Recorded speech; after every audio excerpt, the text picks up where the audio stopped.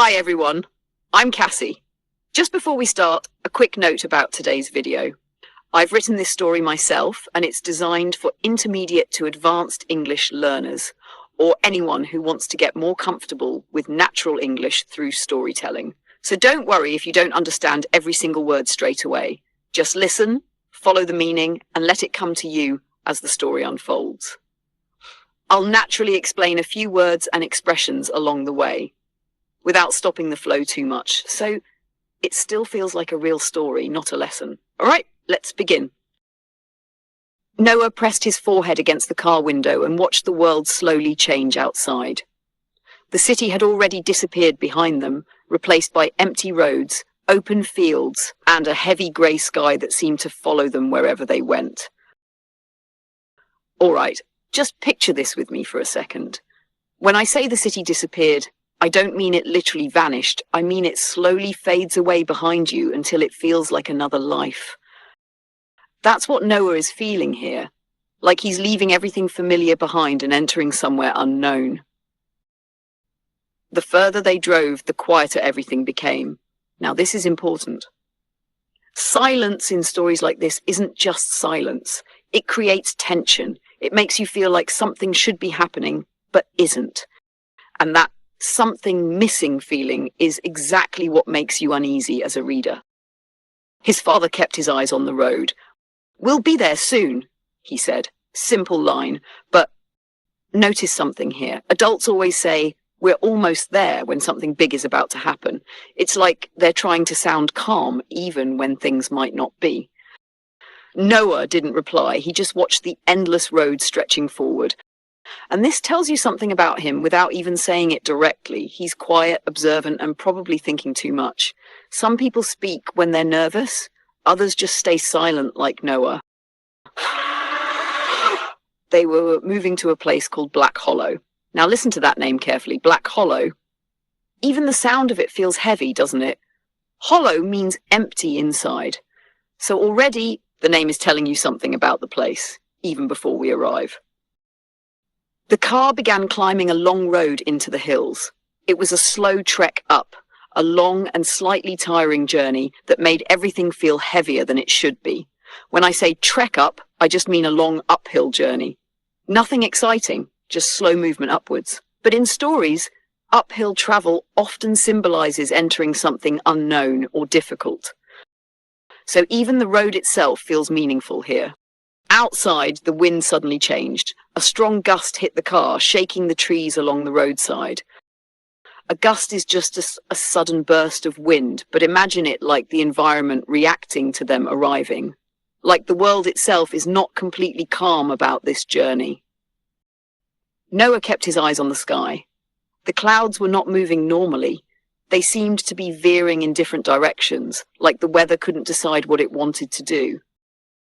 When something is veering, it means it suddenly changes direction. And here, it makes the sky feel unstable, like even nature is slightly confused or unsettled. Something about this place already felt unsettled. And this is where the feeling starts building. Not fear yet, just discomfort. That quiet feeling that something is slightly off, even if you can't explain why. The car finally reached the town. A wooden sign stood at the entrance, Black Hollow. Now imagine seeing that sign in real life. You don't even need explanation. The name already feels heavy.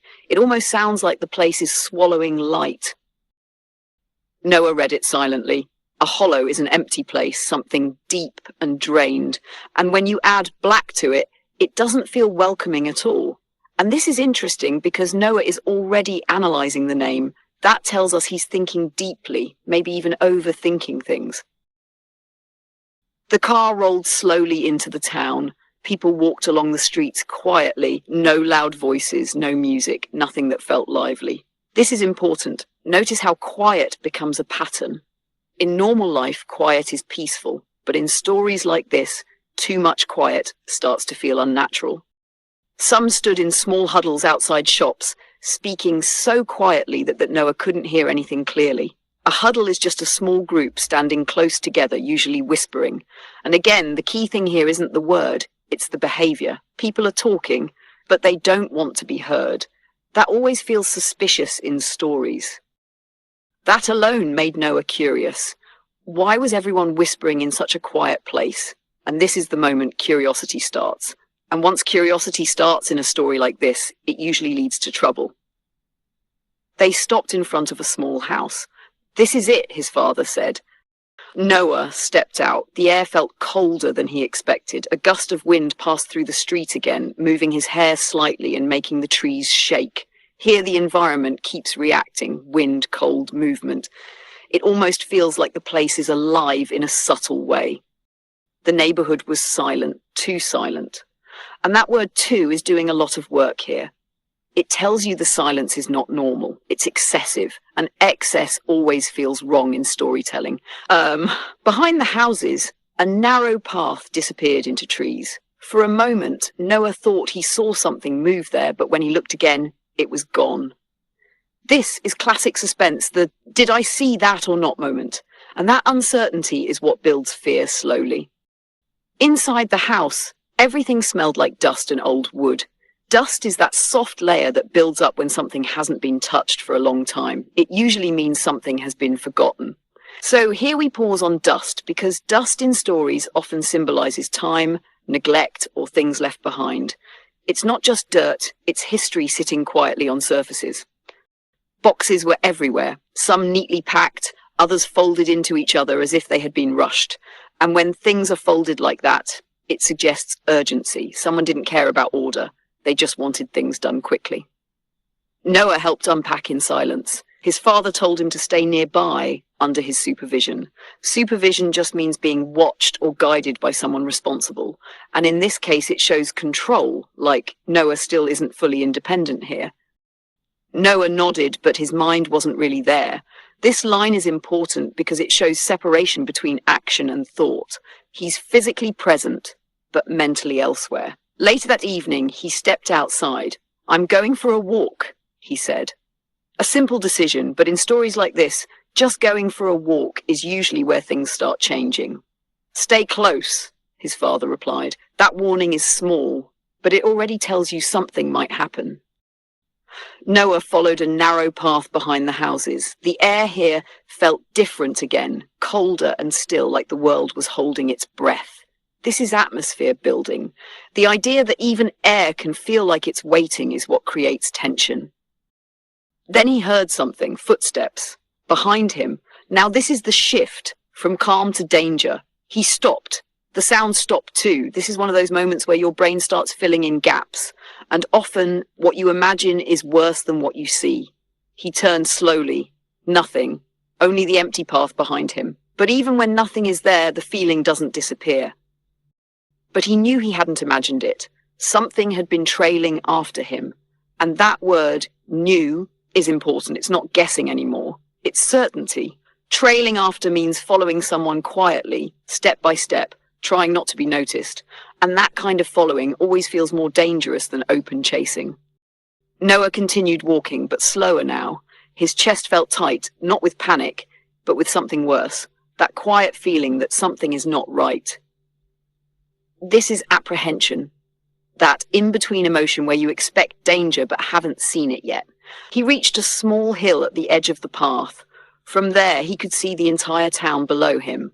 And beyond it, something else caught his attention, a building standing alone in the distance. This is the reveal moment of the chapter. The mysterious object appears, and everything before it was just preparation. It didn't look like the rest of the town. Everything around it looked normal, but this place looked forgotten. And when something feels forgotten in a story, it usually means it was forgotten for a reason. Noah couldn't stop looking at it, and that's the problem with curiosity. Once it starts, it doesn't let you ignore things anymore. He stayed there for a moment longer before turning back. Night slowly arrived, covering the town in darkness. The ending shift into night always increases tension. Darkness removes safety. The wind picked up again, another strong gust moving through the streets. Black Hollow didn't feel peaceful anymore. It felt like something was watching. And that feeling, being watched, is what turns a normal town into something dangerous in the reader's mind. That night, Noah lay in bed staring at the ceiling. Everything should have felt normal, but instead his thoughts kept returning to the footsteps and the dark building beyond the trees. Noah stood still in front of the building, his breath slowing as he tried to understand what he was seeing. All right, just imagine this with me. You're standing in front of something old, dark, and completely silent. And the strange part is, you don't even know why it feels wrong. You just feel it. That's exactly what Noah is experiencing here. The night around him felt heavier now, like the air itself had changed. The wind had stopped completely, and everything was silent in a way that didn't feel natural. And this is important. Silence in real life is normal, but in stories like this, unnatural silence is a warning sign. It makes you feel like something is about to happen, even when nothing is moving. The building in front of him was larger than he first thought. Old stone walls rose up into the darkness, and the windows were completely black, like they were watching him back. Now think about this carefully. Windows usually let you see inside, but here they don't show anything. That blackness creates the feeling that the building is hiding something, or someone. Noah took a slow step forward, then another, and each step felt like a decision he couldn't undo. This is what I call mental pressure movement. Even simple walking feels heavy because his mind is already warning him this is not safe, but he keeps going anyway. He reached the door. It was slightly open, just a small gap, and that alone made him uncomfortable. And you know why this is scary? Because doors are supposed to be either open or closed. Half open feels like something stopped in the middle, like something interrupted it. Noah pushed the door gently. It creaked. Now listen, that sound creak is not just noise. In old places, it feels like the building is reacting to you, like it's complaining that you're there. A long, low sound echoed inside, and echoing means the sound is bouncing around inside a space. It tells us the inside is empty, or at least very large and quiet. He stepped in. Darkness swallowed him immediately, and this is where imagination becomes stronger than sight. When you can't see, your brain starts creating images instead, and usually they're worse than reality. Only a thin line of moonlight came through the broken windows, just enough to show shapes inside the room. So here, broken windows tells us this place is old and abandoned. Nothing is maintained. Everything is left to decay. Boxes, old furniture, dust everywhere. And dust is important here. It shows time. It means nobody has been here for a long, long time. Or at least, that's what it's supposed to mean. Noah moved slowly. Each step made the wooden floor creak under him. And notice something. Every sound is loud now. That's because when you're nervous, your brain amplifies everything. Even small sounds feel huge. Then he saw something on the wall. A set of marks, not random scratches, but lines. Neat, controlled. And this is where it gets interesting. Random scratches are chaos, but neat lines mean intention. Someone was counting something, or recording something. Noah leaned closer, and this is the mistake people make in stories like this. Curiosity always makes you move closer to danger, even when your instincts say don't. And that's when he heard it, a sound behind him, footsteps. Now listen, this is the second time footsteps appear, and repetition in storytelling is important. It builds a pattern, and patterns create fear.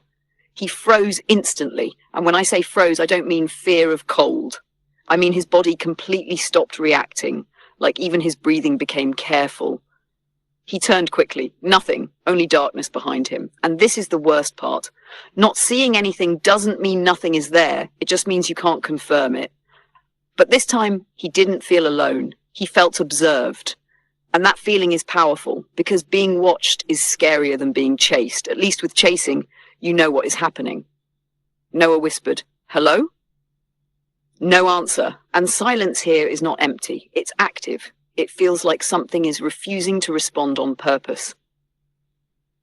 He turned forward again and noticed something new, a narrow hallway at the side of the room.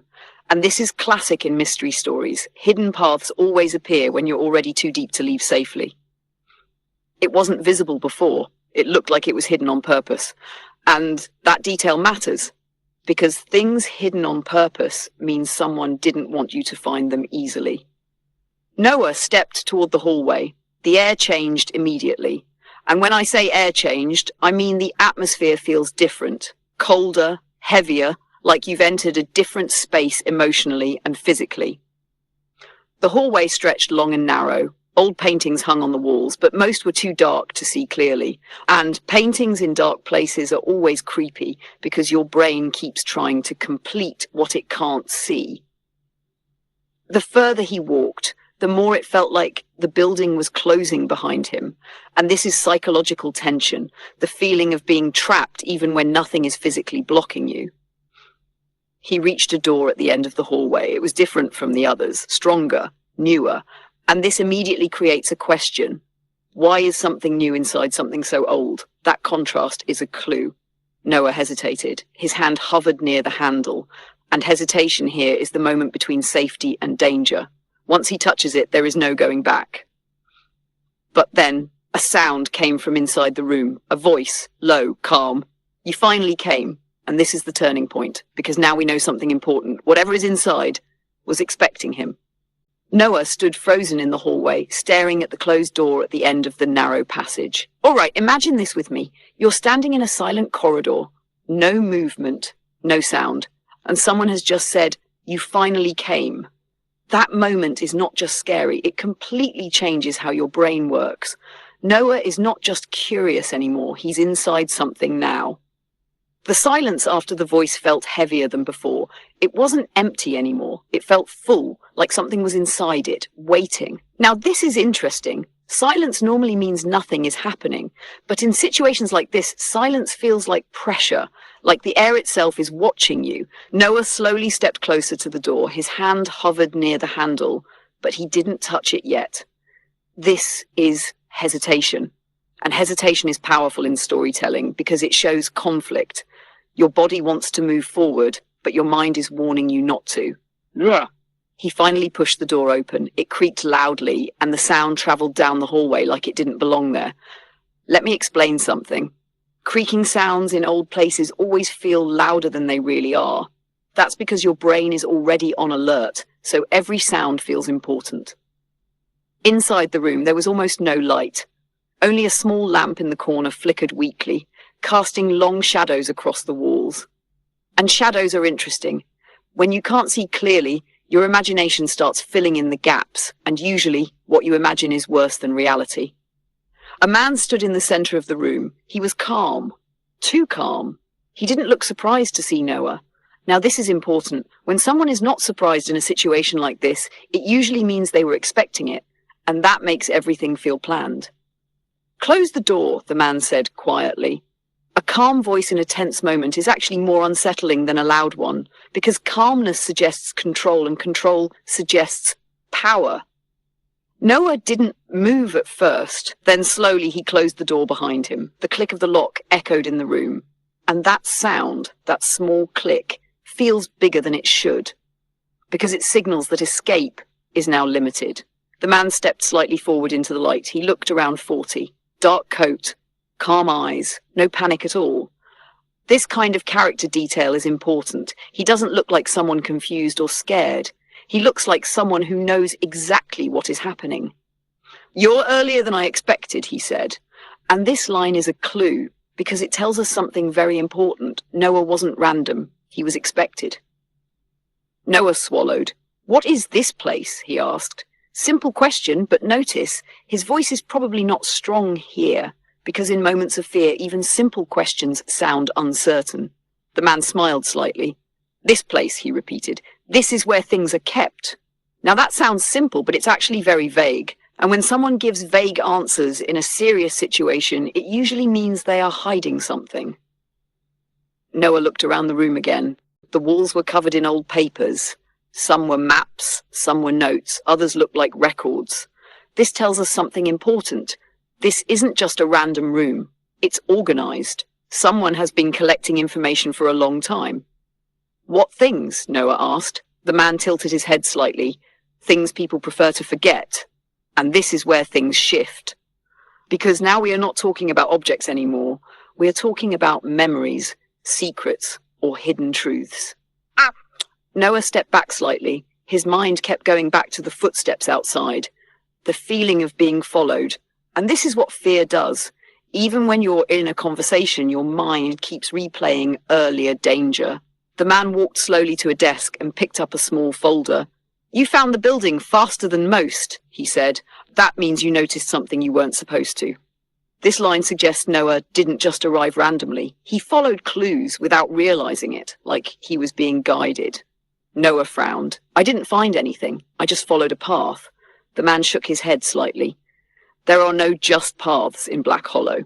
And this is important. It suggests the town itself is structured, controlled, or designed in some way. Noah hesitated. "So what is this place really?" The man paused, then said, "A storage point." And again, not a full answer, just enough to create more questions. Noah stepped closer again. "Storage for what?" The man looked at him directly now. "Records, events, people, everything that doesn't belong in normal memory." Now, this is a big idea. It suggests something is controlling what is remembered and what is erased. Noah felt a chill run through him. "That doesn't make sense," he said. But even as he said it, he probably knew the man wasn't lying. The man placed the folder on the desk. "Sit down," he said. Noah didn't move. And this is important. In moments like this, instructions are not polite. They are control. Suddenly, a loud sound came from outside the room. A bang. Then another. Noah turned quickly toward the door, and this immediately changes the situation. The danger is no longer just conversation. Something is outside. The man didn't react. He simply said, "They found you faster than expected." And that sentence is huge because it introduces a new force. They means there are more people involved. This is not a one-person situation. Noah stepped back. "What do you mean, they?" The man looked at him calmly. "The ones who make sure nothing escapes Black Hollow. Now we understand something bigger. This town is controlled. Not just hidden, controlled." Another bang hit the door. Harder this time. The handle shook. Someone was trying to get in. Noah looked at the man. "Let me out," he said quickly. The man didn't move. "You came in on your own," he replied. "Now you need to understand what you stepped into." And this is classic story structure. Once you enter the mystery, leaving becomes difficult. The door shook again. Louder. Closer. Noah backed toward the window, but it was too high, too far, no easy escape. And this is important. Notice how the environment itself is limiting him now. That increases tension without needing action. The man finally opened the folder. Inside were photographs, old ones, and one of them made Noah stop completely. It was a picture of the same building, but it wasn't empty. Someone stood inside it, a younger version of the man, and next to him, a boy who looked exactly like Noah. Noah's breathing stopped for a second. "No," he whispered. Because this is the turning point, the moment where mystery becomes personal. Another loud bang hit the door. The lock cracked slightly. The man looked up and said quietly, "Now you understand why you were brought here." The door shook again, harder this time. The sound wasn't just loud now. It felt like the building itself was being forced to give in. All right, imagine this properly. It's not just a door being hit anymore. It feels like pressure building up again and again. In stories like this, when something keeps getting stronger like that, it usually means a breaking point is coming very soon. Noah backed away from the door, his breathing getting faster. The man in front of him stayed strangely calm, as if none of this was affecting him at all. Now, this contrast is really important. One character is panicking, the other is completely calm. And when that happens in a story, your brain immediately thinks, okay, who actually understands what's going on here? Another bang erupted from the hallway outside. Let me explain that word, erupted. It doesn't just mean loud, it means it suddenly bursts out without warning, like something breaking through silence violently. The man finally moved, walking slowly toward the desk again. "They're being overly aggressive tonight," he said, almost casually. When someone is overly aggressive, it means they are using more force or pressure than normal. And the strange part here is his tone. He's talking about danger like it's normal routine. Noah stared at him. "Who are they?" he asked, his voice sharp now. But the man didn't answer directly. Instead, he looked away evasively. Now evasively means avoiding the question on purpose, not giving a clear answer. And that tells us something important. He knows more than he is saying. Another bang hit the door. This time the lock cracked more, and notice how the situation is escalating step by step. First sound, then stronger sound, now physical damage. That's how tension builds in storytelling, slowly but constantly increasing. Inside the room, papers on the desk began to move slightly from the vibrations. The folder the man had opened earlier shifted a little closer to the edge, and Noah noticed something strange. The man didn't try to stop it. That detail matters because it feels like he is letting things unfold on purpose. Noah's eyes were now fixed on the folder again. Something about it had piqued his curiosity more than the danger outside. When something is piqued, it means it suddenly increases your interest. So even with danger happening, his attention is pulled toward mystery instead. The man noticed this. "You're still curious," he said softly. And that line is interesting because it shows awareness. He's not just reacting to Noah, he's observing him. Noah didn't answer, because in moments like this, curiosity doesn't disappear just because fear exists. Both feelings can exist at the same time, and that's what makes it dangerous. Another loud impact hit the door. The handle snapped halfway, and this is the turning point physically. The barrier between inside and outside is starting to fail. The man finally spoke again. "There's no spare time for hesitation anymore." Let me explain spare time. It just means extra time. So he's basically saying there is no more time left to think slowly. Everything is urgent now. Noah looked toward the window again. The glass was too high. No easy escape. And this is important. Notice how escape options are being removed one by one. That increases pressure without needing more action. Outside, he could hear movement, footsteps, more than one. And this is where fear changes shape. It's no longer one unknown presence, it's multiple. And that's when he realized something worse. It wasn't just one person outside. There were hordes of them. Now, hordes means large groups of people gathered together. So this isn't a small threat anymore. It's a crowd, and that completely changes the scale of danger. Noah stepped back again. "What is happening?" he said, almost to himself. And this shows confusion now, replacing confidence. He's no longer trying to understand logically. He's reacting emotionally. The man finally turned the folder toward him. "Black Hollow reacts when something is exposed," he said quietly. Now, this line is very mysterious. It suggests the town itself has a system, almost like it responds to events or secrets being uncovered. Suddenly, the door burst open. Let me explain burst. It means it opens suddenly and violently. So this isn't slow anymore. It's a full break-in moment.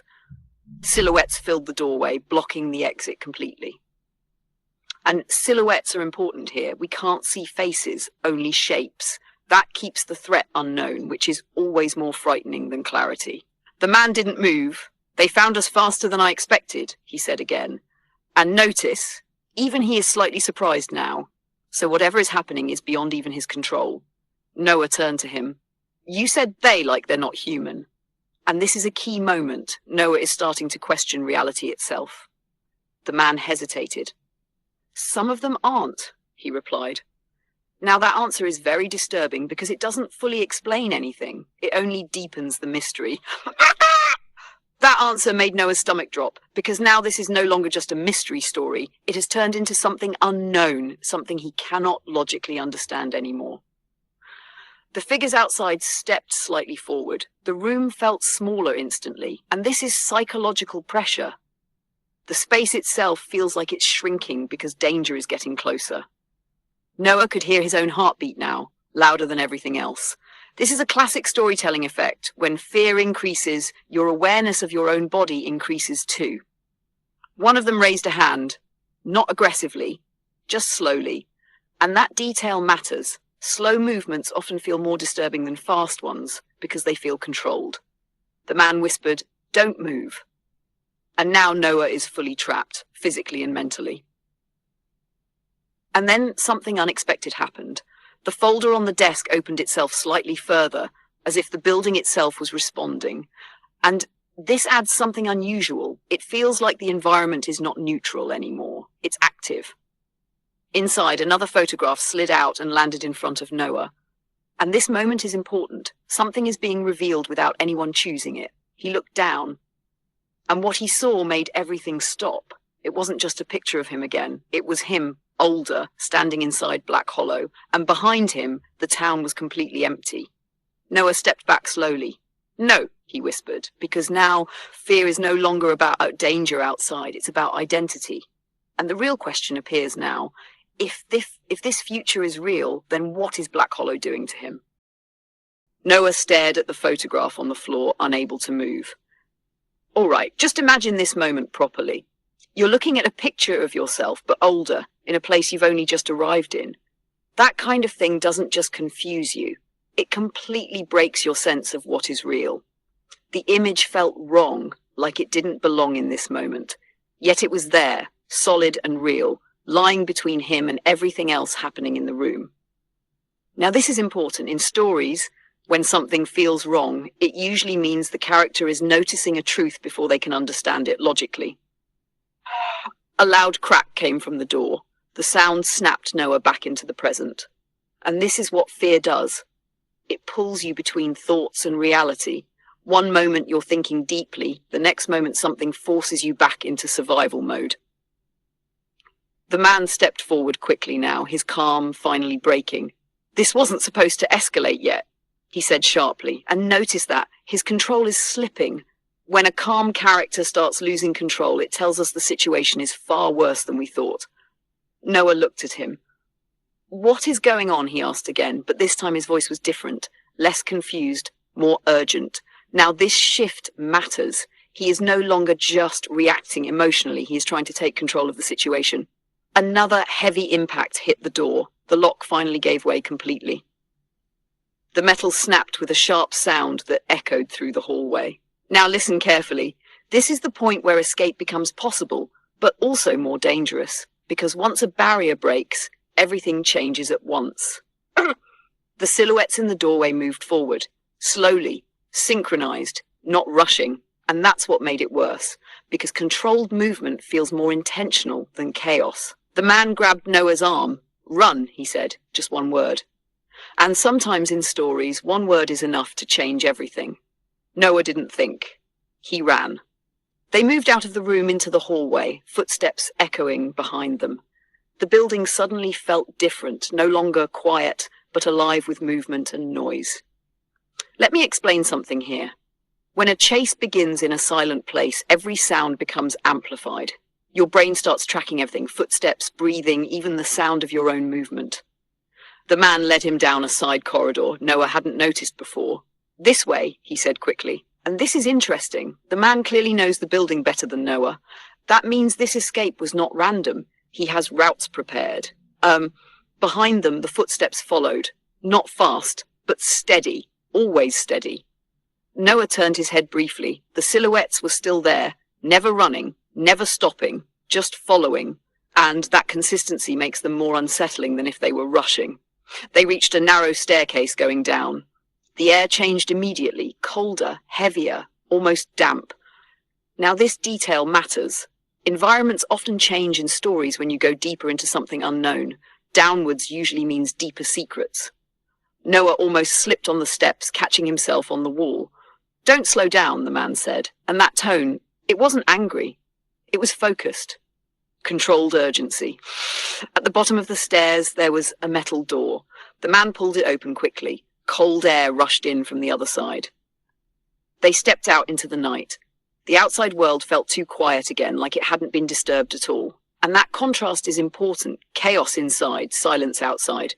It creates emotional disorientation. Noah turned back. The building stood behind them, dark and still. No movement, no signs of pursuit. Almost like nothing had happened. But Noah knew better now. Something had happened. Something real. The man walked quickly away from the building. We don't have long, he said. Noah followed, trying to catch his breath. Where are we going? Noah asked. The man didn't look back. A place where they can't follow easily. Now this line matters. It confirms there are limits to what these they can do. They moved through narrow paths behind the town, staying in shadows. And this shows something important. The town is not just small. It has hidden roots, almost like it was designed for secrecy. Noah finally slowed down. Why me? He asked suddenly. The man stopped for a moment. That question changed the atmosphere immediately. You weren't chosen randomly, the man said. Now this is the first clear confirmation Noah's presence here is intentional. Noah frowned. What does that mean? The man hesitated. And this hesitation is important because it means the answer is complicated or dangerous to say out loud. They reached a small abandoned structure near the edge of the town. Inside it was empty except for old wooden chairs and a single dim light. The man finally spoke again. Black Hollow doesn't just store places, he said. It stores people who don't belong in the normal timeline. Noah stared at him, and for a moment he didn't even know how to respond. Because that sentence didn't just sound strange, it sounded impossible. But deep down, Noah already knew one thing. Nothing about Black Hollow was normal anymore, and he had only seen the beginning.